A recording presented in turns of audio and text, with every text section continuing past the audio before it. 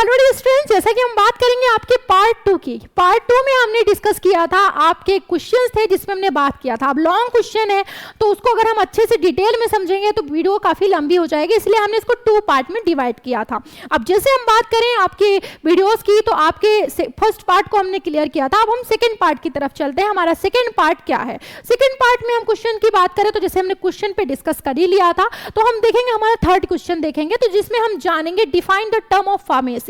हमेशा पूछा जाएगा क्योंकि आपके फार्मास्यूटिक्स में मेन अगर हम देखें तो ये सारे क्वेश्चंस काफ़ी लेंदी भी नहीं कह सकते, एक तरीके से हम कह सकते हैं कॉमन होते हैं, जो कि आपके आते ही आते हैं। 2, 7, 10 किसी भी मार्क्स में आपसे पूछ लिए जा सकते हैं। अब जैसे define the term of pharmacy, discuss different scope of pharmacy as a career. अब हम फार्मेसी पढ़ रहे हैं तो उसके क्या क्या करियर हैं, ये बच्चों को जानना बहुत जरूरी होता है, तो इसमें हम बात करने वाले हैं। तो जैसे हम बात करें, पहला आपका आता है डिफिनीशन। अब डिफिनीशन में पहले हमें यह जानना है कि फार्मेसी का डिफिनीशन क्या है, फार्मेसी का मतलब क्या है। अब जैसे फार्मेसी इज द साइंस, क्या होता है, एक तरीके का आपका विज्ञान जिसमें हम प्रैक्टिस करते हैं, प्रिपेयर करते हैं ड्रग को कैसे डिस्पेंस करना है, उसको बनाना कैसे, उसके बारे में प्रॉपर उसके रिव्यू ऑफ ड्रग हम कैसे प्रोवाइड करते हैं, उसके एडिशनल क्लिनिकल सर्विसेज क्या हैं, ये सारी चीजें हम किसमें जान रहे हैं, आपके फार्मेसी में।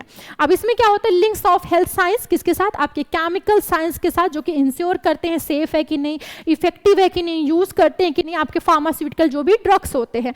अब इसी में क्या हम देखेंगे, फार्मासिस्ट। आपके फार्मासिस्ट जो होते हैं उनका क्या रोल होता है, अब जैसे प्ले क्रिटिकल रोल होता है आपके पेशेंट केयर के साथ साथ, वो क्या करते हैं, इंश्योर करते हैं प्रॉपर यूज कैसे करेंगे मेडिकेशन का। दूसरा हम देखते हैं प्रमोट करते हैं हेल्थ केयर को, हेल्थ को और आपके वेलनेस को। तो ये प्रॉपर हमने जाना कि हमारे फार्मेसी के अंतर्गत क्या चीजें होती है। अब इसमें हम बात करेंगे नेक्स्ट, हमारा अगर हम बात करें तो scope of pharmacy as a career. भाई हम फार्मेसी कर रहे हैं तो फार्मेसी करने के बाद हमारा क्या स्कोप है, मतलब हमें करना क्या है, हम इसके अंतर्गत क्या क्या चीजें कर सकते हैं। अब इस पर भी अगर हम बात करें तो प्रॉपर हमारा एक लेक्चर बन चुका है, उसको आप प्रॉपर अगर पढ़ना चाहते हैं तो आप जा करके पढ़ सकते हैं चैनल पे। अब इसी में हम बात करने वाले हैं एग्जाम की, तो इसमें हम देखेंगे फार्मेसी, जैसे हम शॉर्ट में पढ़ेंगे ताकि काफी लंबी ना हो वीडियो। जैसे कि प्रैक्टिस सेटिंग हो गया, अदर सेटिंग हो गया, इंडस्ट्री हो गया, जो कि मेन 3 कैटेगराइज किया गया। अब इसके अंतर्गत बहुत सारी कैटेगरीज होती है, जैसे कि आपका प्रैक्टिस सेटिंग तो कम्युनिटी क्लिनिकल हॉस्पिटल आ गया, आपका अदर सेटिंग में एकेडमिक्स, क्लिनिकल रिसर्च, टीचिंग, ये सारी चीजें आ गई। नेक्स्ट इसी में हम जान लेते हैं, नेक्स्ट अब बात करेंगे आपके नेक्स्ट क्वेश्चन की तरफ, जो कि है आपका क्वेश्चन 4। क्वेश्चन 4 में हम देखेंगे व्हाट इज द फार्माकोपिया, जो कि इसमें कोई डाउट नहीं है, हमेशा पूछा जाता है ये क्वेश्चन और हमेशा आता भी है ये क्वेश्चन। अगर हम बी फार्मा के बच्चों की बात करें या फिर डी फार्मा के बच्चों की बात करें तो ये मान के चलो हमेशा ही पूछा जाता है, तो इसको आना ही आना है। तो ये क्या है, what is the pharmacopoeia, pharmacopoeia क्या है, ये पहला क्वेश्चन होता है।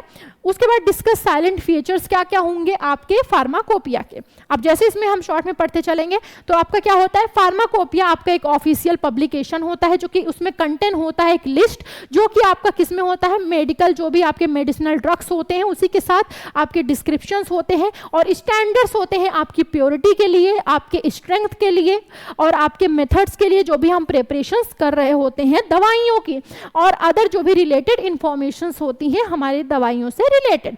आगे आते हैं तो इस सर्व करता है लीगल और साइंटिफिक जो भी स्टैंडर्ड्स होती हैं आपकी दवाइयों की क्वालिटी के लिए और उनको कैसे यूज करना है, उसी के साथ साथ आपके फार्मासिस्ट के, मैन्युफैक्चरर और रेगुलेटरी एजेंसीज को। तो ये सारी चीजें हम किसके अंतर्गत देखते हैं, अपने फार्माकोपिया के अंतर्गत देखते हैं। आगे आते हैं तो कंट्री ऑफ, अगर हम देखें तो रीजन्स में भी have on pharmacopoeia such as, अगर हम देखें तो Indian pharmacopoeia, British, United, European pharmacopoeia, तो ये सारे इसके अंतर्गत आते हैं, जिसके बारे में आप प्रॉपर लेक्चर में जाकर देख सकते हैं। आगे आते हैं, नेक्स्ट हम बात करते हैं हमारे क्वेश्चन की, तो जिसमें हम देखेंगे साइलेंट फीचर ऑफ फार्माकोपिया। अब क्या क्या होते हैं साइलेंट फीचर्स, तो पहला आता है ऑफिशियल स्टैंडर्ड, दूसरा है monographs, general notice and chapters.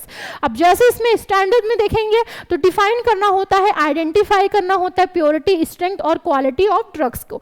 दूसरा सेकंड इसी में स्टैंडर्ड लीगली क्या इन्फोर्सिएबल होता है और उसको हम देखते हैं, उसको फॉलो करते हैं ड्यूरिंग मैन्युफैक्चरिंग और टेस्टिंग के दौरान। आगे आते हैं नेक्स्ट इसी में अगर देखें तो मोनोग्राफ्स आता है सेकंड। मोनोग्राफ्स में हम क्या देखते हैं, डिटेल देखते हैं डिस्क्रिप्शंस का, जो भी इंडिविजुअली आपके ड्रग्स होते हैं उनके प्रॉपर डिस्क्रिप्शंस का हम डिटेल देखते हैं। दूसरा इंक्लूडिंग जैसे केमिकल स्ट्रक्चर हो गया, टेस्ट हो गया, एंड नेक्स्ट स्टोरेज कंडीशंस क्या है, लेबलिंग रिक्वायरमेंट्स क्या है, तो ये सारी चीजें मोनोग्राफ्स के अंतर्गत आएंगी। सेकेंड इसी में इंक्लूडेड इंफॉर्मेशन होती हैं डोजेस फॉर्म एक्सिपिएंट्स के और आपके जो भी मेथड्स होते हैं एनालिसिस के, तो ये सारे हम इसमें सेकेंड में देखते हैं। अब थर्ड में आए तो जनरल नोटिस एंड चैप्टर्स की बात करें तो प्रोवाइड आपके जनरल गाइडलाइन जो भी होते हैं आपके एप्लीकेबल्स आपके ऑल सब्सटेंस के, और आपके अगर हम देखें तो प्रिपरेशन जो भी लिस्टेड होते हैं आपकी फार्माकोपिया में, उसको हम देखते हैं। नेक्स्ट सेकंड आता है include general testing methods like आपके जैसे टाइट्रेशंस हो गए एंड आपके क्रोमेटो अगर हम देखें तो ग्राफी, और दूसरा आपका स्पेक्ट्रोस्कोपी। तो ये सारे आप एक तरीके से भी आगे भी इस टॉपिक को पूरा प्रॉपरली पढ़ेंगे, तो इसके अंतर्गत ये सारी चीजें हम देखते हैं। आगे आते हैं नेक्स्ट हम देखते हैं, तो नेक्स्ट हम जानेंगे एनालिटिकल मेथड्स में क्या देखते हैं, तो इसमें डिस्क्राइब करना होता है आपकी वैलिडेटेड जो भी स्टैंडर्डाइज मेथड्स होते हैं आपके ड्रग टेस्टिंग के लिए और आपके क्वालिटी कंट्रोल के लिए। अब इसी में सेकंड आता है हेल्प से हम इंश्योर करते हैं क्या, आपकी कंसिस्टेंसी को और आपके एक्यूरेसी को, फार्मास्यूटिकल आपके जो भी एनालिसिस हम कर रहे होते हैं, मतलब दवाइयों की जो एनालिसिस कर रहे होते हैं उसके लिए। नेक्स्ट आता है अपडेट्स और रिवीजन की अगर हम बात करें तो इसमें आपका जो फार्माकोपिया होता है वो अपडेटेड होता है पीरियोडिकली, अगर देखिए उसी से इंक्लूडेड न्यू ड्रग्स आपके जो होते हैं और जो रिवाइज एग्जिस्टिंग स्टैंडर्ड होते हैं उसी पे बेस्ड होते हैं आपके साइंटिफिक जो भी एडवांसमेंट होते हैं। नेक्स्ट आता है इंश्योर करते हैं रिविलेंस और आपके जो भी एलिग्नमेंट होते हैं उसी के साथ करंट जो भी रेगुलेटरी होती है और जो भी थेरापिटिक्स आपके प्रैक्टिसेस होते हैं उसी से हम क्या कर रहे हैं, इंश्योर कर रहे हैं। नेक्स्ट लीगल अथॉरिटी की बात करें तो एक्ट कर दें एज एन लीगल आपके जो भी होते हैं रेफरेंसेस आपके ड्रग्स रेगुलेशंस में और आपके क्वालिटी एश्योरेंस में। और नॉन कॉम्प्लायंस की बात करें तो ये क्या करता है, लीड करता है आपके रेगुलेटरी एक्शंस को, लाइक आपके रिकॉल्स या कह सकते हैं मैन्युफैक्चरिंग जो भी आपके सस्पेंशंस होते हैं। अब इंटरनेशनल रेफरेंसेस की बात कर ले इसी के अंतर्गत, तो इसमें क्या होता है, फार्माकोपिया आपका सर्व करता है आपके ग्लोबल या हम कहें रीजनल रेफरेंसेस को हार्मोनाइज, आपके जो भी ड्रग्स होते हैं स्टैंडर्ड अक्रॉस जो भी आपकी पूरी कंट्रीज में जो आपकी पाई जाती है।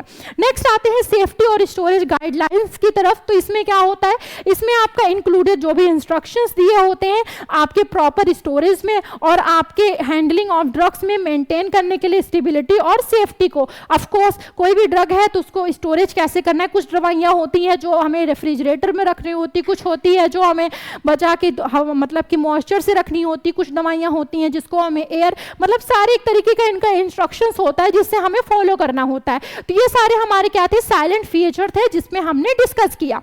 आगे आते हैं नेक्स्ट, इसी में हमारा क्वेश्चन 5। अब इसमें क्या करना है, इसमें हमारे दिए हुए हैं 3।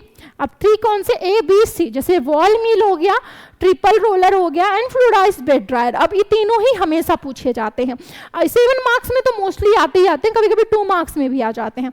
तो इसमें क्या है, ball mill, triple roller and fluidized bed dryer. अब फ्लूइडाइज्ड बेड ड्रायर तो एक कॉमन सा हो गया जो कि हमेशा ही पूछा जाना है। दूसरा हमारा आता है बॉल मिल, अगर देखें तो बॉल मिल तो हमेशा ये भी पूछा ही जाता है। इसमें एक हमें और रख लेना है ध्यान में, हैमर मिल, इसमें तो नहीं है बट मैं आपके रिमेंबर करने के लिए ये चीज़ याद दिला दे रही हूँ कि हैमर मिल में हमेशा पूछ लिया जाता है, हैमर मिल का स्ट्रक्चर्स भी कभी कभी आ जाता है, तो इसको भी आपको ध्यान में रखते हुए चलना है। तो ये आपके हो गए जिसको आपको पढ़ना है। अब इसमें हम बात करेंगे पहले आपके वॉल मिल की तरफ कि वॉल मिल क्या, पहले इस पर डिस्कस करते हैं फिर आते हैं वर्किंग पे। अब डिफिनीशन देख लेते हैं। तो वॉल मिल जो होता है आपका एक तरीके का मैकेनिकल डिवाइस होता है जिसका हम उपयोग करते हैं ग्राइंडिंग के लिए और मिक्सिंग के लिए। जब हम टैबलेट्स बना रहे होते हैं, मोस्टली ये टैबलेट्स के कंडीशन में होता है, टैबलेट्स बना रहे होते हैं तो उसके दौरान हम ग्राइंडिंग और मिक्सिंग के कंडीशन में क्या करते हैं, हम इनका यूज करते हैं। अब जैसे मटेरियल जो भी, अब जैसे फाइन पाउडर्स बनाने में हम इसका करते हैं। अब जैसे कॉमनली इनका हम जो यूज करेंगे वो फार्मास्यूटिकल्स और केमिकल इंडस्ट्रीज में करेंगे ऑफ कोर्स। दूसरा आता है प्रिंसिपल की बारी। अब इसमें जो वर्क होता है प्रिंसिपल का अगर हम बात करें तो इम्पैक्ट और एट्रिशन के लिए किया जाता है, तो ये हमें ध्यान देना है। प्रिंसिपल में एक चीज हम इसे ध्यान रहेगा तो आगे हम लिख लेंगे, जैसे क्या, इम्पैक्ट इफेक्ट और एट्रिशंस के लिए। अब ग्राइंडिंग की अगर हम बात करें तो as an ball fall back after being lifted by the rotating cylinder का यूज करते हैं। अब वर्किंग मेथड में आ जाए तो ए हॉलो सिलेंड्रिकल क्या होता है, एक तरीके का आपका हॉलो सिलेंड्रिकल सेल होता है जो कि रोटेट करता है आपके किसके अबाउट, आपके एक्सिस पे, किस पे, आपके एक्सिस। दूसरा सेल आपका जो होता है वो पार्शियली फिल्ड होता है किसके साथ, आपके ग्राइंडिंग मीडिया के साथ। लाइक अगर हम बात करें तो स्टील या सिरामिक आपके वॉल होते हैं और आपके जो भी मटेरियल्स होते हैं वो क्या करते हैं, ग्राउंड पे होते हैं। नेक्स्ट इसी में एज द सिलेंड्रिकल अगर हम देखें तो रोटेट करता है आपका बॉल और लिफ्टेड होता है और जो कि क्या करता है, फॉल ऑन द मटेरियल, क्या कर रहा है, फॉल कर रहा है मटेरियल्स को। दूसरा क्रशिंग और ग्राइंडिंग आपके क्या हो रहे हैं, पाउडर्स को क्या कर रहे हैं, क्रश कर रहे हैं, ग्राइंड कर रहे हैं, जिससे क्या हो जा रहा है, फाइन पार्टिकल्स में वो कन्वर्ट हो जा रहा है या बन जा रहा है। तो ये हमने मेथड्स पे भी डिस्कस कर लिया। अब नेक्स्ट इसी में आता है आपका अगर देखें तो बी क्या है, बी है हमारा ट्रिपल रोलर मिल। अब इसमें देखेंगे तो ट्रिपल रोलर मिल आपका यूज किया जाता है मिक्स के लिए। जैसे मान लीजिए कई सारे हमारे मटेरियल्स हैं, 3-4 हैं मान लीजिए मल्टीपल, तो उसको हम क्या करते हैं, मिक्स करते हैं। तो मिक्सिंग के लिए करते हैं और क्या करते हैं, रिफाइन करते हैं और डिस्पर्स करते हैं आपके विस्कस मटेरियल में, लाइक जैसे ऑइंटमेंट बना रहे हो या क्रीम और पेस्ट। तो आपके फार्मास्यूटिकल्स में हम इंडस्ट्रीज में इनका हम यूज करते हैं ट्रिपल रोलर का। नेक्स्ट आता है इसी में प्रिंसिपल। तो हम इसका वर्क अगर हम देखें तो आपका प्रिंसिपल का जो होता है इसमें शियर और फोर्स के लिए इनका वर्क होता है, जो कि क्रिएट करता है आपके 3 हॉरिजॉन्टली पोजीशंस को, रोलर्स को, जो कि रोटेट करता है आपके डिफरेंट स्पीड में, अलग अलग स्पीड्स में क्या करते हैं, रोटेट करते हैं। आगे वर्किंग मेथड्स पे आ जाए तो मटेरियल क्या हो रहा है आपका, feed between the first and second roller से क्या कर रहा है, फीड कर रहा है। एज द पासेस, किससे पास हो रहा है, थ्रू द गैप। और शियर फोकस क्या कर रहा है, आपका ब्रेक कर रहा है, फोर्सेस क्या कर रहा है, ब्रेक कर रहा है, break down the particles and mix the material को क्या कर दे रहे हैं, मिक्स कर दे रहा है।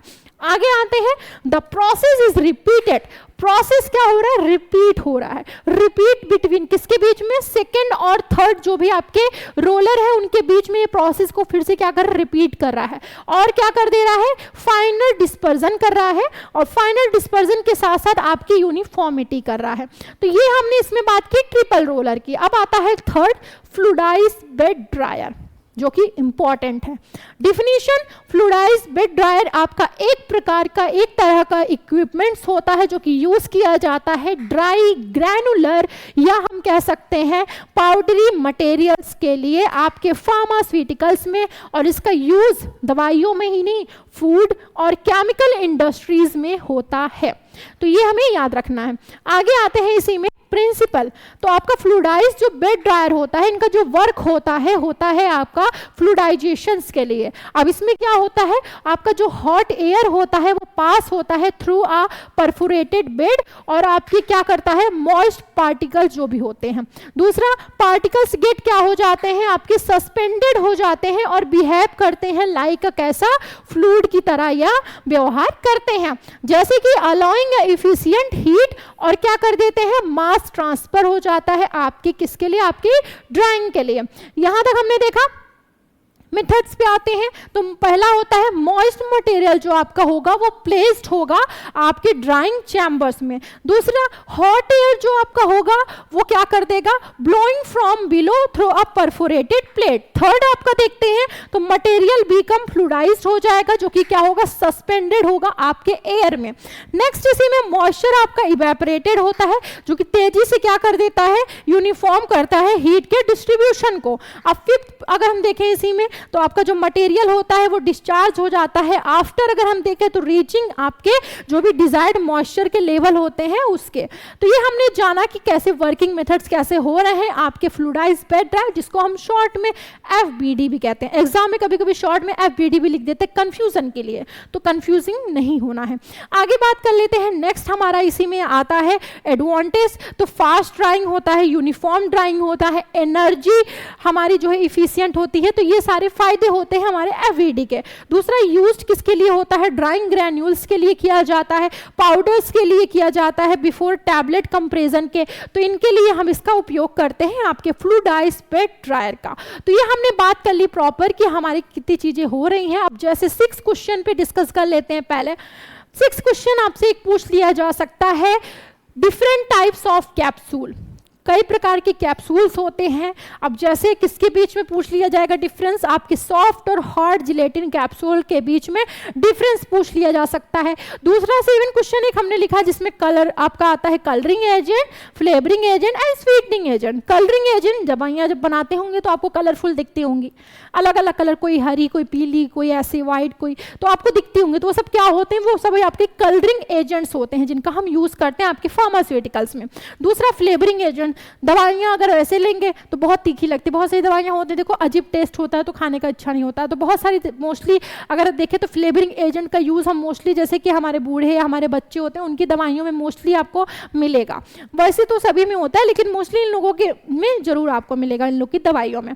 अब जैसे फ्लेवरिंग एजेंट इसलिए डाल दिया ताकि आपकी दवाइयों को कंज्यूम करने में आसानी हो। अब जैसे आता है स्वीटनिंग एजेंट, तो आपने देखी होगी जैसे सिरप हो गया, हम ले लेते हैं सिरप, क्या होता है स्वीटनिंग हो गया, तो आपको क्या लगता है इसमें स्वीट मीठा लगता है, तो ये सब क्या होते हैं स्वीटनिंग एजेंट होते हैं। अब जैसे आपका च्युइंग टैबलेट्स हो गए तो ये सारे आपके क्या होते हैं स्वीटनिंग एजेंट्स की वजह से होते हैं, तो ये सारे प्रॉपर हम इनका यूज़ करते हैं। तो ये भी क्वेश्चन आपसे पूछ लिया जा सकता है, तो इसलिए आपको ये सब चीज़ें पता होनी चाहिए। ये तो हमने प्रॉपरली जान ली कि हमारे लॉन्ग क्वेश्चन कौन कौन से हैं जो कि हमसे पूछे जा सकते हैं। अब ऐसे ही बहुत सारे हमारे सब्जेक्ट्स हैं जिसके लॉन्ग क्वेश्चन हो या फिर शॉर्ट, या फिर हम कहें कि हमारे MCQ क्वेश्चंस, वो सारी उससे रिलेटेड, सारे सब्जेक्ट से रिलेटेड आपको वीडियोस आगे नोटिफिकेशंस में मिल जाएंगी। तो जल्दी से जाकर के जल्दी से हमारे YouTube चैनल को सब्सक्राइब करिए, अगर सब्सक्राइब ना किया हो तो हम मिलते हैं नेक्स्ट वीडियो में नए टॉपिक के साथ।